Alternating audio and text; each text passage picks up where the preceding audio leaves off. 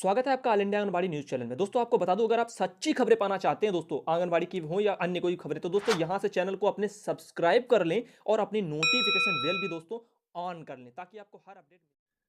नमस्कार दोस्तों, स्वागत है आप सभी का all India anganwadi news channel की सच्ची खबरों में। यहाँ पे हर एक बहन की आवाज़ उठाई जाती है और हर एक बहन की जो समस्याएं हैं उन पर चर्चा की जाती है। दरअसल मानदेय को लेकर के आज हम कुछ बातें करने वाले हैं, और दरअसल यहाँ पे और भी बहुत से राज्यों से आज खबरें निकल के आ रही हैं। बहुत से ऐसे तमाम राज्य जहाँ से खबर लेकर के आए। तो चलिए शुरू करते हैं। सबसे पहले आपको बता दूं, ये मैसेज लगा है एक बहन का, जिन्होंने अपने वहाँ पर जो वितरण वगैरह पोषाहार का किया गया और वजन वगैरह बच्चों का किया गया, वजन दिवस वगैरह मनाया गया। तो ये हैं मीरा कुशवाहा जी, के कुशीनगर से हैं। दरअसल आपको बता दूं तो कुशीनगर से बहन की आवाज़ अपने चैनल के माध्यम से उठाई जा रही है। आगे चलते हैं। हक मांगने पर मिली हैं लाठियां, ये एक बहुत बड़ी न्यूज़ निकल के सामने आ रही है, जो प्रियंका गांधी ने जो है शुक्रवार को जो कहा है गाजियाबाद में जाकर के। तो गाजियाबाद की धरा पर प्रियंका ने डाली है अपनेपन की गुगली। वहां पे उन्होंने अपनी वहां की जो जनता है उनको भरोसा दिलाया है। और दूसरी बात, अभी इनका जो घोषणा पत्र आया था, जिसमें ये आंगनबाड़ी हूँ या सहायिका हूँ या आशा हूँ या मिनी हूँ या फिर हमारी रसोईया बहनें हूँ या तमाम ऐसे प्रेरक वगैरह या शिक्षा मित्रों को लेकर भी उन्होंने खास तरह से घोषणा पत्र में कहा है। और लेकिन यही चीज़ें हैं, और इन्हीं चीज़ों को देखते हुए यहाँ पे न्यूज़पेपर के माध्यम से ये लिखा जाता है कि अपनेपन की गुगली, यानी कि ये गुगली वगैरह फेंकी गई है इनकी तरफ से। तो यहाँ पे कांग्रेस जो प्रत्याशी डाली शर्मा के समर्थन में जो हुए रोड शो में प्रियंका वाड्रा, जो आपके चिरपरिचित अंदाज में गाजियाबाद के लोगों से मिलती नजर आई। कहीं पर वो लोगों के साथ सेल्फी लेते नजर आई, तो कहीं पर किसी बच्चे को खिलाते दिखी। यहाँ पे देख लीजिए, दरअसल ये कोई आम बात, ये छोटी कोई बड़ी बात नहीं है। यानी कि ये तो होता ही रहता है, चुनाव आते हैं तो यही करते हैं अधिकतर नेता लोग। क्या करते हैं, कभी कभी रैलियां में आते हैं तो छोटे छोटे बच्चे जो गरीब होंगे उनके घर में पानी पियेंगे, कहीं खाना खाएंगे बैठ करके। ये उनका रोज का होता है। मतलब जब जब चुनाव आते हैं तब तक वो ऐसे ही काम करते हैं कि जनता को हमदर्दी आए कि हम आपके साथ हैं, आपके ही जैसे हैं, आपके साथ बैठेंगे, काव जमीन पर तक बैठ जाएं। ये सब चीज़ें उनके लिए आम है। वो बाद में फिर जाएंगे, वो क्या हालत होती है वो आप सब जानते हो। तो ये चीज़ें हैं, सेल्फी आज ली जा रही है क्योंकि उनको ज़रूरत है आपकी।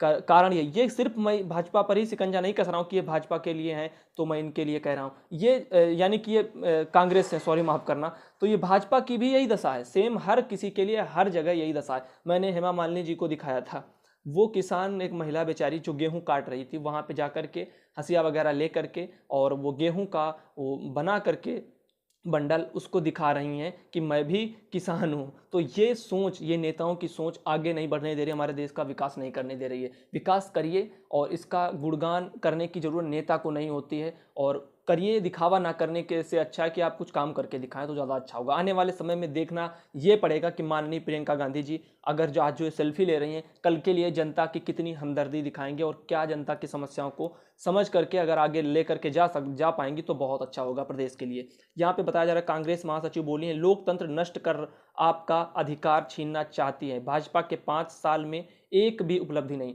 हमेशा जो है एक दूसरे पर आरोप मढ़ना, ये पार्टियों का काम हमेशा से रहा है। दरअसल हरियाणा के यमुनानगर से जो अगली बड़ी खबर आ रही है, क्योंकि समय बर्बाद नहीं करना है, अच्छे से हर जगह के लिए हर बहन की आवाज़ उठा जाए, इसी वजह से मैं खबरों को थोड़ा शार्ट में लेकर के चलूंगा। हरियाणा के यमुनानगर से ये खबर आ रही है, और ध्यान देना मेरी बात का।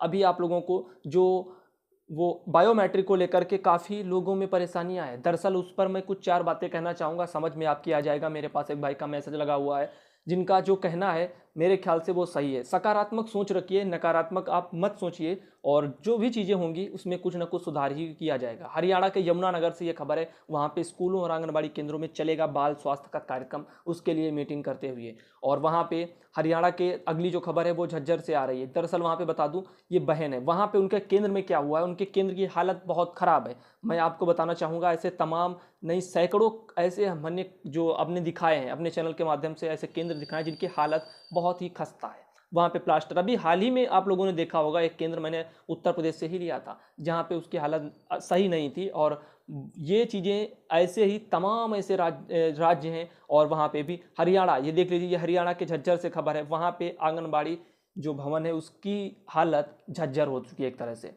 तो जर्जर हो चुकी है। वहाँ पे आपको बता दूं, ये बहन है, उनके हाथ पर प्लास्टर बना हुआ है, वो गिर गई, चोट लग गई। अब यही अंदाज है, और ये हमारी आज बहन के साथ वो अभिभावक थे, और कोई वहाँ पे पहुँची थी, बच्चों के माता-पिता, अब कल को ये बच्चे छोटे-छोटे हैं, वो अगर गिरेंगे तो उनके चोट लगेगी। ये सरकार को सोचना चाहिए, वहाँ की प्रशासन को, ना कि यहाँ के। अब इन बातों पर मुख्यमंत्री सीधा नहीं सोचेंगे जो आप सोच रहे हैं, हम लोग सोचते हैं कि कुछ करते नहीं, कुछ करते नहीं।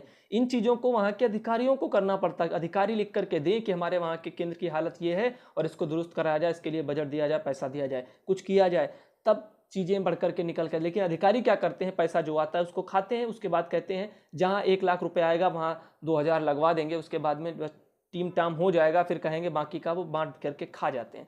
इसी कारण से कभी ना आंगनबाड़ी बहनों की जो स्थिति वो दुरुस्त हो पाई है। पैसे बहुत आते हैं, बजट आते रहते हैं, लेकिन वो बजट कहाँ जाता है वो आप सब लोग जानते हो। यहाँ पे आपको मैं कहना चाहूँगा, प्रतिदिन बताया जा रहा है कोई ना कोई बच्चा गिरकर चोटिल भी हो रहा है वहाँ पे, जो फर्श वगैरह टूटी हुई है वहाँ की। तो ये हरियाणा से थी हमारी बहनें, और वहाँ पे गड्ढा, फर्श में गड्ढा होने के कारण गिर गई थी। एक महिला, बुजुर्ग महिला थी बेचारी, और उनका हाथ भी टूट गया। अब ये चीज़ें हैं, ये आगे ना हो, इसी वजह से ये खबरें अपने चैनल के माध्यम से उठाई जाती हैं। और आपको बता दूं, उत्तर प्रदेश के संत कबीर नगर से जो अगली खबर आ रही है, वहाँ पे भी आप भवन देख सकते हैं। ये लापरवाही है, और इस बात को लेकर के एक अच्छा सबूत ये जा रहा है, एटा में जो एक बेसिक शिक्षा अधिकारी जी के द्वारा जो निर्गत किया गया था, जिसमें लिखा है बायोमेट्रिक आंगनबाड़ी पर भी लागू होगा। दरअसल ये फैसले बताया जा रहा है हमारे भाई के द्वारा कि वहाँ की सरकार वगैरह ले सकती है, यानी कि वहाँ की प्रशासन या अधिकारी वहाँ का ले सकता है। इसके लिए ज़रूरी नहीं निदेशालय से ही इस तरफ से ये चीज़ें जाएँ, और तो जो भी होगा देखा जाएगा आने वाले समय में। दरअसल ये हर जो हमारे ज़िले हैं उत्तर प्रदेश में, वहाँ पे लागू नहीं होता है। जहाँ पे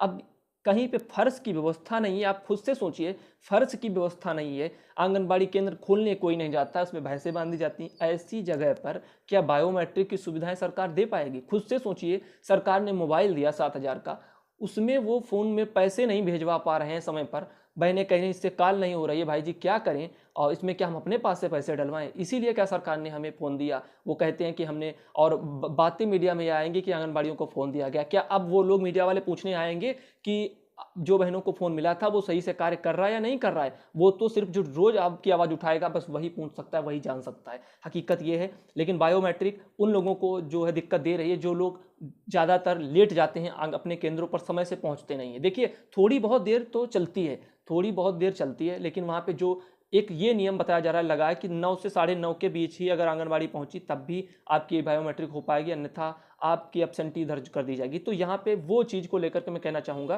कि ऐसा नहीं करना चाहिए। वहाँ पे कोई रजिस्टर वगैरह कुछ भी आप मेंटेन करके रखें कि देरी से आई हैं, इतनी देरी हो गई है, तो उसके लिए कुछ अलग से प्रावधान किया जाए, और बाकी जो कुछ होगा देखा जाएगा। और जो बहनें हैं जो समय से जाना चाहती हैं वो समय से जाएंगी। बहुत सी बहनें ऐसी हैं जिनके मैसेज आए, उनको लगा कि बहुत अच्छा कार्य है, ये हो जाए तो सभी केंद्र समय से खुलेंगे और बच्चे वहाँ भी जाएंगे, और जिससे आंगनबाड़ी में काफ़ी बदलाव आएंगे। ऐसे भी लोगों के सकारात्मक सोच को लेकर के मैसेज भी आए हैं। दूसरी तरफ आपको बता दूं, आंगनबाड़ी केंद्र बंद है, जिम्मेदार हैं बेपरवाह। ये आपको मैंने अभी स्थिति दिखाई, ये एक भवन है, उसकी हालत आपने देखी। दरअसल आपको बता दूं इसमें क्या लिखा है, बेलहर विकासखंड के लोहर, जो आपका लोहरौली में स्थित आंगनबाड़ी केंद्र पिछले 5 वर्ष से बंद पड़ा है। अब कहाँ जाएंगे वो लोग जो कहते हैं कि आंगनबाड़ी कार्य करती हैं? बहुत सी ऐसी बहनें हैं जो इन चीज़ों को लेकर के कार्य सही नहीं कर पाते, जिनकी वजह से जो अच्छी बहनें, उनका नाम भी बदनाम हो रहा है आज के समय में। तो ये सब ना हो, इनको सोचना चाहिए, और समझ अपनी है और कार्य अपने अपने होते हैं। तो जहाँ पे जिसका कार्य अच्छा होगा, नाम तो उसी का होगा, इसमें कोई शक नहीं है। ये 5 साल से नहीं खुला है अब आंगनबाड़ी केंद्र। क्या यहाँ पे आंगनबाड़ी की तैनाती नहीं की गई? तो ये लापरवाही अधिकारियों की कही जाएगी। दूसरी बात, अगर आंगनबाड़ी की यहाँ पे भर्ती है और वो समय पर अपने यहाँ पे 5 साल से झांकने तक नहीं जाती हैं, इसकी दुरुस्त व्यवस्था नहीं कर पाई, तो ये लापरवाही उनकी भी कही जाएगी। लेकिन यहाँ पे सब कुछ ठेंगा दिखाते हुए प्रशासन और सरकार को कि हम आंगनबाड़ी केंद्रों की हालत कैसी है, सब कुछ होता है, पैसा खर्च होता है, लेकिन वहाँ पे वो फ़ायदा जो मिलना चाहिए लोगों को वो नहीं मिल पाता है। और ये आपको बता दूं, केंद्र बंद रहने के जन कल्याणकारी योजनाओं के संचालन पर सवाल खड़ा जरूर हुआ है आज यहाँ पे। तो ये खंडहर में बेचारा तब्दील हो गया केंद्र। तो यहाँ पे और आपको कुछ जानकारी निकल के आती तो बताते हैं कि जो आपका निर्माण इसका कराया गया था, लेकिन केंद्र का निर्माण होने से ग्रामीणों की उम्मीद भी बढ़ी थी कि स्वास्थ्य योजनाओं के लिए दूर नहीं जाना पड़ेगा। निर्माण होने के बाद ही केंद्र बंद पड़ा। अब भवन बदहाल हो चुका है, भवन में लगी खिड़कियां और दरवाजे भी टूट चुके हैं। इसमें मैं आपको बता दूं, ये सरकारों का बहुत बड़ा हाथ होता है। कहने का मेरा ये मतलब है, 10-10 साल जब आप भर्तियां नहीं करेंगे तो कैसे पता चलेगा कि ये आंगनबाड़ी केंद्र के लिए वहाँ पे कोई बहन तैनात है भी या नहीं है। अब 10 साल तक भर्ती नहीं आएंगी तो हालत जो है वो यही देखने को मिलेगी। आंगनबाड़ी केंद्र बने हैं, पैसा खर्च हुआ है, लेकिन वहाँ पे सरकार 4,000 रुपये आंगनबाड़ी को लगा करके उनकी भर्तियां ला करके नहीं देना चाहती है। उत्तर प्रदेश में भर्ती जाने कब से आ रही हैं और भर्ती अभी आज तक आ ही नहीं पाई हैं। कब तक भर्ती आएंगी, बहनें परेशान है। बहनें कहती हैं प्रमोशन कब होगा मेरा। उस चीज़ को लेकर भी न सरकार गंभीरता दिखा रही, ना कोई दिखा रहा कि कब प्रमोशन होगा, कब क्या होगा। ये चीज़ें, ये सरकार की तरफ से ढीला और लापरवाही बहुत ज़्यादा बढ़ती जा रही है, जिस पर सवाल हमेशा खड़े होते रहे और खड़े होते रहेंगे। क्योंकि यहाँ पे दशा ही कुछ ऐसी, जब 5-5 साल केंद्र बंद रहेगा, क्या शासन प्रशासन वहाँ के अधिकारियों को इस बारे में भनक नहीं होती है? बिल्कुल होती है, लेकिन वो इस चीज़ों को लेकर के प्रयास नहीं करते हैं। जहाँ पे भर्तियाँ नहीं है, फिर कहते हैं कि आंगनबाड़ी रीढ़ की हड्डी है। रीढ़ की हड्डी है, ये बात 100% सही है, लेकिन वही जगह रीढ़ की हड्डी कमज़ोर होती चली जाएगी तो फिर ये ढांचा कैसे तैयार होगा। यहाँ पे उत्तर प्रदेश के कुशीनगर से आप ये देख रहे हैं, बहनें बैठी हुई हैं। यहाँ पे क्या बताया जा रहा है? वहाँ पे बताया जा रहा है कि कुपोषण दूर करने के लिए लोगों को किया जाएगा जागरूक। तो लोगों को जागरूक करने के लिए, कुपोषण से जागरूकता के लिए यहाँ पे बहनें बैठी हैं और वो अपनी आवाज़ को चैनल के माध्यम से, कुशीनगर की बहनें उत्तर प्रदेश के, उनकी आवाज़ को उठाया गया। कुपोषण से बचे जो बच्चों हैं, महिलाओं, किशोरियों और निजात दिलाने के लिए बाल विकास परियोजना द्वारा विभिन्न कार्यक्रम चलाए जा रहे हैं। इसका उद्देश्य लोगों को जागरूकता कर कुपोषण को भगाना है। दरअसल कुपोषण भगाने के लिए एक बात और, ये कार्यक्रम बहुत अच्छे चलाए जाते हैं, लेकिन इन चीज़ों को लेकर के अगर हमारी जनता और लोगों की सोच बदले तब कुपोषण दूर होगा। आज का समय वो है, मैं आपको साफ साफ बता दूं, सीधा सीधा, लोग खाते कम है, बचाते ज़्यादा है। कारण क्या है? आने वाला समय कैसा होगा कोई भरोसा नहीं है। आगे बच्चे क्या करेंगे, उनके उज्जवल भविष्य के लिए माँ बाप जो बहुत से ऐसे कार्य करते हैं, जो 2 रोटी कम खाते हैं लेकिन अपने बच्चों को पढ़ाते हैं, और सरकार जो है रोजगार नहीं दे पा रही, सबसे मेन कारण ये है। और इन चीज़ों को सामना करते हुए लोग कुपोषित होते जा रहे हैं। उनका कहना यह है कि अब पैसा जो 4,000 वो कमा रही, 5,000 वो उनकी पढ़ाई में जाए, या क्या करें इस चीज़ का? खाएं पिए तो भी नहीं बचेगा, तो खर्चे नहीं हो पाएंगे, तो पढ़ाई नहीं हो पाएगी। समाज आगे बढ़ रहा है तो हमारे बच्चे क्या करें? तो कुपोषण और ये कुपोषित होने का ये सारा काम जो है बेरोजगारी पर और भी असर डाल रहा है। तो ये बेरोजगारी खत्म तभी हो पाएगी जब हमारी सभी की मानसिकता बदलेगी। एक तो सबसे बड़ी बात ये, सरकारी गवर्नमेंट जॉब हमें चाहिए। ये सोच जो है कभी भी आगे नहीं बढ़ने दे रहे। खुद में सक्षम होइए, अगर आप योग्य हैं तो कुछ कहीं ना कहीं मिल जाए। अपने योग्यता अनुसार आप प्रयास करें, दूसरों को देख करके बड़ी बड़ी में आप आगे कदम ना बढ़ाएं, समय बर्बाद होगा। दूसरी बात आपको बता दूं, अगर आप मेहनत कर सकते हैं तो आप वो कार्य बहुत ईमानदारी से करें, क्योंकि हर कार्य को करने के लिए आपकी मेहनत की जरूरत होती है, ना कि लोग जो आप पर कहते हैं। और लोग कहते हैं कि आप पढ़ने में अच्छे हैं, या लोग कहते हैं कि आप ये कर सकते हो। लोगों पर मत जाइए, लोग क्या कहते हैं, लोग क्या कह रहे हैं। आप ये सोचिए कि हम क्या कर सकते हैं और हमें दम है कि हम ये कर सकते हैं, तभी आप करें और सफलता आपको निश्चित तौर पर मिलेगी। हमारी जो विकलांगता है वो दोस्तों सोच से ही होती है। अगर हमारी सोच सही है तो हम कभी विकलांग नहीं हो सकते, और कभी हमारी हार नहीं हो सकती। चाहे वो शिक्षा का मैदान हो या हमारा कोई अन्य फील्ड हो, चाहे बिजनेस वगैरह हो, कहीं भी आपको नुकसान नहीं हो सकता अगर आपकी सोच अच्छी है और विचार अच्छे हैं। और यहाँ पे आशा आंगनबाड़ी व रसोइयों को मिली है जागरूकता की जिम्मेदारी। हर बहन, चाहे रसोईया हो चाहे आशा हो, अपना जो कार्य है ये बहनें बहुत बखूबी तरीके से निभाती हैं। लेकिन कुछ बहनें हैं जिनको आपस में ही जलन है। आशा बहनें आंगनबाड़ी पर शिकंजा कसती हैं, आंगनबाड़ी बहनें आशा बहनों पर, और तो और आंगनबाड़ी बहनें सहायिका बहनें, और सहायिका बहनें आंगनबाड़ी बहनें। भाई आप लोगों को मैं समझाते समझाते थक गया। जो लोग ऐसे भावना रखते हैं कि एक तो प्रशासन हम लोगों के साथ क्या करता है, जो संगठन है उनमें फूट डाल रहा है, उनको तोड़ रहा है। दूसरी बात, हमारी आवाज़ कोई उठाने वाला मीडिया नहीं है आज के समय में। आप देखते हैं सब चैनल लग रहा है, बहनें कहती हैं, लोग जनता कहते हैं कि बिके हुए हैं, ना आवाज़ उठाते हैं जिनकी आवाज़ उठानी चाहिए। तो कैसे हम क्या करें इस समाज में कि अपनी आवाज़ को उठा पाएँ, इन ऐसी जो जटिल समस्याएं हैं इनसे निपटा जा सके। तो वही एक ऐसी बात है, निकल के आते कि आप जागरूक हों तो ज़्यादा अच्छा होगा। बिना जागरूकता के कुछ हो ही नहीं सकता है। और यहाँ पे ये खबर थी हमारे भाइयों को लेकर के, और बकाया भुगतान को लेकर के विधायक से मिलकर आंगनबाड़ी संघ ने की थी अभी मांग 2 अप्रैल को।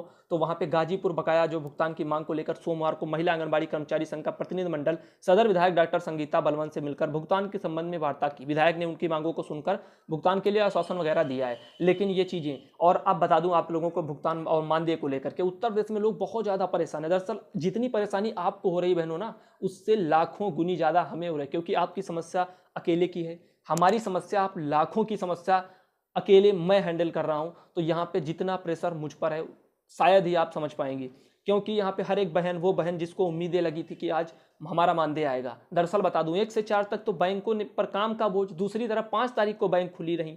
अब कैसे काम हुआ, क्या हुआ, भगवान जाने। आज बताया जा रहा है बहुत सी जगह छुट्टी अवकाश है, पता नहीं बैंक खुली है बंद है, मुझे इसके बारे में जानकारी तो है नहीं। और दरअसल कल आपका पड़ रहा है फिर से संडे। सैटरडे सॉरी पड़ रहा है, तो शायद कल क्या होगा पता नहीं, या आज सैटरडे है कुछ ध्यान नहीं आ रहा है। दरअसल आज आपका सैटरडे है, कल संडे ही पड़ रहा है, तो कल संडे फिर छुट्टी हो जाएगी। तो जो भी जानकारी हमारी सोच से यही निकल के आ रहा है, जो होगा अब लग रहा है सोमवार को ही बात की जा सकती है, क्योंकि हमने साइमा बहन से फिर बात की है। बहुत से लोग नाराज हो जाते हैं जो साइमा बहन से जलते हैं, उनको ये लगता है कि हम उनकी आवाज़ को यहाँ पे ज़्यादा उठाते हैं और उनकी बड़ाई करते हैं। दरअसल ऐसा कुछ नहीं है, जो वो प्रयास करती हैं वो सराहनीय है। हम तो इतनी दिन से चिल्लाते हैं, कोई मानदेय के लिए कोई तो आवाज़ लगाए निदेशालय में। सिर्फ वही एक बहन है जो, उन्हीं को क्या जिम्मेदारियों का एहसास है कि वो फ़ोन करके पूछती हैं। उन्होंने ये बताया कि वहाँ पे डायरेक्टर जी अभी छुट्टी पर हैं, नहीं है और कहीं गए हैं शायद, और उन्हीं उनकी किसी से बात हुई थी, तो उन्होंने ये कहा कि मानदेय डल चुका है, बताइए हम भी क्या करें, आप भी क्या करें। वो कहते हैं कि मानदेय डल चुका है, अब हम सब क्या करें। 1 से 4 तक ये समय भी ऐसा चला गया कि ये 5-6 दिन का जो गैप रहा है ना, इसमें काम का बोझ अप्रैल में ज़्यादा बढ़ता है, तब मानदेय में देरी हो रही है। आप लोग धैर्य बनाए रखें, सबसे बड़ी चीज़ धैर्य होती है। हमने जब जब आपसे कहा कि धैर्य बनाए रखें, मानदेय आपका जरूर आएगा, तो मानदेय आपका आया है। मैंने होली के ऐन वक्त पहले एक दिन मैंने कहा था धैर्य बनाए रखें, आपकी बात की गई निदेशालय में, मानदेय वहाँ पे डाल दिया गया है, बजट नहीं था, लेट लपेट हो रहा था, तब मानदेय आपका आया 19 तारीख को। हमने बहुत पहले बता दिया, 12 तारीख को जो बात हुई। अब आप कैसे कह सकते हैं कि मैं झूठ बोल सकता हूँ? मैं झूठ नहीं बोल रहा हूँ, मानदेय आपका डल चुका है। जो जानकारी निदेशालय से आ रही है, आगे वो कब आता है, कैसे आता है, वो न हम जानते ना आप जानते। जब आ जाए तब हमारे और आप सभी के अंदर खुशियों की लहर वो देखने को मिलेगी। यहाँ पे ये जो आवाज़ें थी, ये बहनों के द्वारा, कुछ संगठनों के द्वारा वहाँ पे उठाई गई थी, और गर्मी के कारण जो आंगनबाड़ी केंद्रों का समय बदला है। दरअसल ये बिहार, हमारे जो बिहार के जो भाई बहन हैं, उनके लिए यहाँ पे ये खबर बड़ी निकल के आती है। दरअसल किसी और के लिए ये नहीं है, अन्य राज्यों के लिए। ये यहाँ सिर्फ और सिर्फ बिहार का ये समय है कि 1 अप्रैल से 31 अक्टूबर तक केंद्रों का संचालन का समय सुबह 9 बजे से दोपहर 1 बजे तक, वहाँ से 9 से 1 बजे तक जो बहनों का केंद्र है वो खुलेगा बिहार में। लेकिन बहुत सी जगह बताया जा रहा है 9 से 12 तक चलते हैं, जैसे कि उत्तर प्रदेश वगैरह में, लेकिन कोई खास जानकारी नहीं है 9 से 12 या 1 ऐसे ही मतलब टाइम चलते हैं। ये सब जो बहुत सी ब्लॉक पे सुपरवाइजर बहनें होती हैं, वो अपने अपने हिसाब से केंद्रों का संचालन करवाती हैं। बहुत सी जगह तो बहनों का ये कहना होता है कि उनके वहाँ पे जब मर्जी आती है तब उस हिसाब से वो लोग कहते हैं, और अन्य जगह छुट्टियाँ भी होती हैं, अवकाश भी होते हैं, लेकिन उन लोगों को कुछ वगैरह नहीं मिल पाता है, और केंद्र खुलने के लिए वो काफ़ी दबाव बनाते हैं कि देर तक केंद्र खोलें, ऐसी उनकी तमाम समस्याएं आती हैं। लेकिन यहाँ पे बता दूं आपको, और 3 से 6 वर्ष के मासूम बच्चों के स्वास्थ्य पर प्रतिकूल प्रभाव पड़ने के लिए ये सब कुछ किया गया, बताया जा रहा है कि गर्मी वगैरह। लेकिन सरकार की मैं एक सोच आपको बताना चाहूँगा, ये सिर्फ मैं बिहार की बहनों को लेकर के नहीं कह रहा हूँ, ये हमारी जितनी भी बहनें हैं, हर प्रदेश की बहनें हैं, हर जगह आपको बता दूँ, अवकाश आंगनबाड़ी बहनों को गर्मियों में और सर्दियों में क्यों नहीं मिलती हैं। सबसे बड़ा मुद्दा ये है, इसको लेकर के क्यों कोई नहीं कुछ कहता है। क्या ये मीडिया वाले, इनको नहीं समझ में आता है कि ये जहाँ पे 3 से 6 वर्ष के बच्चे मासूम आते हैं, इनको सर्दियाँ ज़्यादा लगेंगी और गर्मियाँ ज़्यादा लगेंगी, इन पर ज़्यादा प्रभाव पड़ेगा, तो इनके लिए छुट्टियाँ करनी चाहिए। ना कि जो 7, 8, 9, 10 कक्षा में पढ़ते हैं उनकी छुट्टियाँ हो जाती हैं, अवकाश होता है, लेकिन आंगनबाड़ी केंद्रों का अवकाश क्यों नहीं होता है। आंगनबाड़ी केंद्र क्यों गर्मियों में खुलते हैं, क्यों सर्दियों में हमेशा खुले रहते हैं, उनके लिए अवकाश का प्रावधान क्यों सरकार नहीं करती है। कैसी सोच है ये, और आखिर कुछ है, अगर मान लीजिए किस आधार पर नहीं किया जाता है, उसके लिए अगर किसी भाई हमारे बहन को ये कुछ जानकारी हो तो हमें कमेंट करके बताएं कि भाई इस वजह से ये सब नहीं होता है। क्योंकि देखिए, हमें आपसे सच्ची जानकारियां चाहिए, आपके अंदर जो ज्ञान है, हमारे अंदर वो जलन नहीं है कि हम, अगर आपको हमसे ज़्यादा आता है तो हम आपसे कुछ सीखने का प्रयास ना करें। अगर आपको कुछ आता है तो हम सीखने का प्रयास करेंगे, क्योंकि कल से वो हमें भी आने लग जाएगा। तो सीखना इंसान के लिए बहुत अच्छा कार्य है। आगे बढ़ने के लिए सफलता की सबसे बड़ी कुंजी यही होती है कि सीखते जाइए जिंदगी भर, जब तक जीवन है आप आगे बढ़ते रहें, कुछ ना कुछ सीखते रहें, रोज सीखते रहें। हिंदी जो न्यूज़ है आपकी हरियाणा के भिवानी से, बड़ी ये खबर बताई जा रही है कि आंगनबाड़ी महिलाएं जो है लोकसभा चुनाव में चलाएंगी पोल खोलो अभियान। दरअसल आपको बता दूं, मांगे नहीं माने जाने से खफा थी आंगनबाड़ी वर्कर्स और हेल्पर्स वहां की, तो वो अब पोल खोल जो अपना आंदोलन है वो चलाएंगे हरियाणा में। हरियाणा की जो बहनें हैं, दरअसल आपको बता दूं, और एक और भी बड़ी खबर आने वाली, हरियाणा की जो बहनें हैं उनके लिए खासकर ये जो मैसेज है आपको बता दूं, वो आंदोलन चलाने वाली खास वजह यही है कि उनके मानदेय को लेकर के हर जगह बहन की समस्या मानदेय है। हम आवाज़ उठाते हैं डेली, एक एक राज्य का नाम भी नहीं ले सकते हम, और 29 राज्य। अब आप खुद सोचिए हम कैसे राज्यों के नाम लें। और अन्य जो खबरें हैं, मैं जैसे सीधा आवाज़ लगाता हूं सरकार से कि हर सरकार को, हर पार्टी को सोचना चाहिए आंगनबाड़ियों की दशा को। हमारे लिए एक राज्य जो है कोई प्राथमिकता भरा नहीं है। दरअसल बातें ये होती है कि जहाँ से लोग ज़्यादा जुड़े हैं, जहाँ से संगठन ज़्यादा जो एक्टिव रहते हैं, वहीं की खबरें ज़्यादा मिलती आती रहती है। ये हमारी गीतांजलि दीदी जो है उनका मैसेज लगा था। दरअसल ये गीतांजलि दीदी नहीं है, ये उनका मैसेज यहाँ पे लगा है। उन्होंने एक पोस्ट डाली थी आज हमारे ग्रुप में, उत्तर प्रदेश आंगनबाड़ी वगैरह में, तो वहाँ पे उनकी जो ये पोस्ट है वो बहुत अच्छी है। और बहुत अच्छी क्यों है आपको हम बताते हैं। ये हमारी आंगनबाड़ी बहन है, दरअसल आपको बता दूं, और उनका ये बेटा, तो उन्होंने क्या करके दिखाया है, आईएएस की परीक्षा उत्तीर्ण की है, और जो कि बहुत बड़ा कार्य है, सराहनीय कार्य है, जिसकी कल्पना शायद लोग अपने सपनों में देखते हैं, ख्वाब देखते हैं कि मैं भी एक आईएएस ऑफिसर बन जाऊं, जिसको साकार किया है हमारी आंगनबाड़ी बहन के बेटे ने। तो बहुत बहुत जो बधाई है हमारी तरफ से अपने इस भाई के लिए, कि वो अब जहां भी जाएं, जो इतना उच्च जो पद उनको मिलेगा इस आने वाले जो सिविल की परीक्षा उत्तीर्ण करने के बाद में, उससे वहां पे जागरूकता और भ्रष्टाचारी को खत्म करें। एक आपसे यही हमारी एक बहुत ज़्यादा जो है अर्जी और विनती है। और गोरखपुर जिले के जो है चरगावा ब्लॉक की आंगनबाड़ी कार्यकर्तियां हैं, हमारी कार्यकर्ती हैं, हमारी श्यामा यादव हैं, उनका ये बेटा विवेक यादव, आप गौर से देख लीजिए। हो सकता है आने वाले समय हमारे ये बहन और भाई वहाँ के जो लोग हों वो वीडियो देख रहे हों और उन तक पहुँचे, तो बहुत बहुत खुशी होगी। क्योंकि जो कार्य हमारे भाई ने किया, और ऐसी चीज़ें हम भी चाहते हैं कि हमारी अन्य जो बहनें हैं वो ये ना सोचे कि हम अपने बच्चों को पढ़ा नहीं सकते हैं और हमारे बच्चे कुछ कर नहीं सकते हैं। आपके बच्चे बहुत कुछ कर सकते हैं, बस चाहिए तो उनको सही शिक्षा और सही जो एक तरह से संस्कार, बस वो बहुत ज़रूरी होते हैं। हमेशा आगे बढ़ने के लिए संस्कार बहुत ज़्यादा मायने रखते हैं। दिमाग चाहे जितना भी हो, अगर संस्कार नहीं है लोगों में तो सफलता मिलना बहुत मुश्किल हो जाता है। क्योंकि संस्कार ये एक ऐसी चीज़ है जो माँ बाप हमें देता है, वो हर जगह उसकी झलक आपको समाज में दिखाई देने लग जाती है। कहीं भी आप पढ़ने जाते हैं तो आप अलग ही दिखेंगे अगर आपके अंदर माँ बाप ने अच्छे संस्कार दिए हैं। तो ये चीज़ें हैं। और श्यामा यादव के पूरे परिवार को कोटि कोटि बधाई, और ऐसे पुत्र को जिन्होंने पूरे समाज का नाम रोशन किया है, सबको गौरवान्वित किया है, ऐसे बेटे को हार्दिक शुभकामनाएं। ये मैसेज हमारी गीतांजलि मौर्य दीदी ने लिखा है। तो हमारी तरफ से भी, अपने ऑल इंडिया आंगनबाड़ी चैनल की तरफ से, और अपनी ये बहन है और अपने इस भाई के लिए भी मैं दुआ यही करता हूँ कि जहाँ भी जाएँ वहाँ पे ये जो भी भ्रष्टाचारी के जो चर्चे हो रहे हों उनको ख़त्म करें और ऐसी चीज़ों पर एक्शन लें, और बहुत अच्छा होगा। जो आने वाला उज्जवल भविष्य है, लोगों को उसकी राह दिखाएं और लोगों को पढ़ने के लिए भी प्रेरित करें। यहाँ पे सुरेश चौधरी जी बहराइच से, उनका एक जो मैसेज लगा हुआ था, दरअसल वो इस बात को लेकर के था कि जो ये बायोमेट्रिक को लेकर के मैंने आप लोगों को जानकारी पहले ही दे दी थी, उस चीज़ को लेकर के भाई ने कुछ चीज़ें शायद बताई हैं। उनका क्या कहना है, शायद आपको पढ़कर कुछ सुना दूं। जो आदेश पर चर्चा हो रही है, दरअसल किसी आदेश पर जो चर्चा की जा रही है, जिला अधिकारी को पावर है। दरअसल उन्होंने थोड़ा मिसप्रिंट लिख दिया है कि किसी भी विभाग की उपस्थिति के लिए यह व्यवस्था कर सकता है। उसमें जो कमियां हैं उस पर विरोध कर सकते हैं, जैसे जो रजिस्टर प्राचार्य के पास नहीं होना चाहिए, अगर किसी कारण बस देरी हो जाती है तो गैर हाजिरी की जगह देर हाजिर की व्यवस्था। दरअसल बायोमेट्रिक को लेकर ही शायद ये सवाल उठ रहे होंगे, इस वजह से जो देर में बहने जाएंगी उनकी बायोमेट्रिक कैसे हो पाएगी, इन चीज़ों को लेकर के शायद चर्चा कर रहे हों। तो भाई का यही एक सिंपल और साधारण कहना था कि देखिए, ये चीज़ें सरकार अपने स्तर से या प्रशासन या अधिकारी अपने जिला अधिकारी अपने स्तर से फैसले ले सकते हैं, क्योंकि ये सुधार करने के लिए चीज़ें हैं। देखिए, सकारात्मक सोच हमारी यही कहती है कि अगर ये कार्य होगा तो आंगनबाड़ी बहनें समय से केंद्र पर जाएंगी। ये कदम सोच करके वहाँ के जिलाधिकारी ने लिया होगा।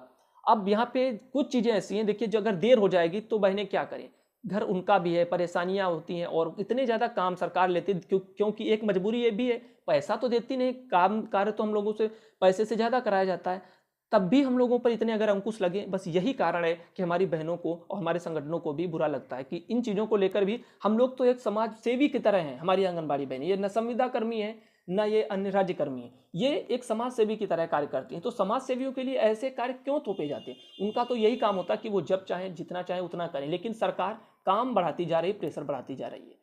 तो ये उनका एक मैसेज लगा था, यहाँ पे बहुत अच्छी इसमें सीख भी दी थी। आप लोग चाहें तो यहाँ पे वीडियो रोक करके आप मैसेज को भाई के हमारे पढ़ सकते हैं, और ये उनका मैसेज था। और यहाँ पे एक और मैसेज लगा, जिनका क्या कहना है, हमारी बहन है, भाई जी नमस्ते, आप आंगनबाड़ी के लिए जो प्रयास कर रहे हैं वो सराहनीय है, बहुत बहुत धन्यवाद बहन को। और भाई जी, मैं यूपी के उन्नाव जो आपका हसनगंज से बोल रही हूँ, पीएम के द्वारा जो बढ़ाए गए प्रोत्साहन के बारे में बताएं। दरअसल पीएम जो हमारे मोदी जी हैं, उन्होंने प्रोत्साहन बहन नहीं बढ़ाया। दरअसल आपको शायद लिखने में मिसप्रिंट हो गया होगा, सीएम है वो हमारे मुख्यमंत्री जी योगी आदित्यनाथ जी, उन्होंने प्रोत्साहन बढ़ाया है। मोदी जी ने जो दिया है वो बिना शर्तों के दिया है, वो आपका मानदेय है, और वो आपका हमेशा लाइफ टाइम के लिए, ना कि जो यहाँ पे सीएम हमारे मुख्यमंत्री जी ने दिया है, योगी आदित्यनाथ जी ने, सिर्फ और सिर्फ 2 वर्ष के लिए। उसके बाद में क्या होगा इसका कोई नहीं जानता है।